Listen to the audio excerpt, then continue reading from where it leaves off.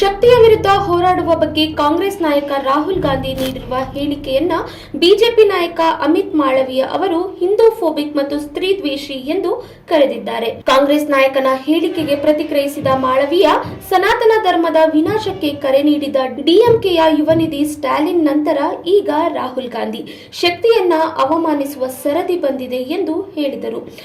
ಮುಂಬೈನಲ್ಲಿ ಭಾನುವಾರ ನಡೆದ ಭಾರತ್ ಜೋಡೋ ನ್ಯಾಯ ಯಾತ್ರೆಯ ಸಮಾರೋಪ ಸಮಾರಂಭದಲ್ಲಿ ಮಾತನಾಡಿದ ರಾಹುಲ್ ಗಾಂಧಿ, ಕಾಂಗ್ರೆಸ್ ಮತ್ತು ಇತರ ವಿರೋಧ ಪಕ್ಷಗಳು ಶಕ್ತಿಯ ವಿರುದ್ಧ ಹೋರಾಡುತ್ತಿವೆ ಎಂದು ಹೇಳಿದ್ದರು. ಹಿಂದೂ ಧರ್ಮದಲ್ಲಿ ಶಕ್ತಿ ಎಂಬ ಪದವಿದೆ. ನಾವು ಶಕ್ತಿಯ ವಿರುದ್ಧ ಹೋರಾಡುತ್ತಿದ್ದೇವೆ. ಪ್ರಶ್ನೆ ಎಂದರೆ ಆ ಶಕ್ತಿ ಯಾವುದು? ರಾಜನ ಆತ್ಮ ಇವಿಎಂನಲ್ಲಿದೆ. ಇದು ನಿಜ. ಇವಿಎಂ ಮತ್ತು ದೇಶದ ಪ್ರತಿಯೊಂದು ಸಂಸ್ಥೆಯಲ್ಲಿ ಇಡಿ, ಸಿಬಿಐ ಮತ್ತು ಆದಾಯ ತೆರಿಗೆ ಇಲಾಖೆಯಲ್ಲಿ ರಾಜನ ಆತ್ಮ ಎಂದು ರಾಹುಲ್ ಗಾಂಧಿ ಹೇಳಿರುವ ಹೇಳಿಕೆಗೆ ಪ್ರತಿಕ್ರಿಯಿಸಿದ ಮಾಳವೀಯ, ದುರ್ಗಾದೇವಿಯು ಶಕ್ತಿಯ ವೈವಿಧ್ಯಮಯ ಅಂಶಗಳನ್ನು ಸಾಕಾರಗೊಳಿಸುತ್ತಾಳೆ ಮತ್ತು ಈ ಪದವು ಮಹಿಳಾ ಸಬಲೀಕರಣವನ್ನ ಸಹ ಸೂಚಿಸುತ್ತದೆ ಎಂದು ಹೇಳಿದರು. हिंदू धर्म में शक्ति शब्द होता है.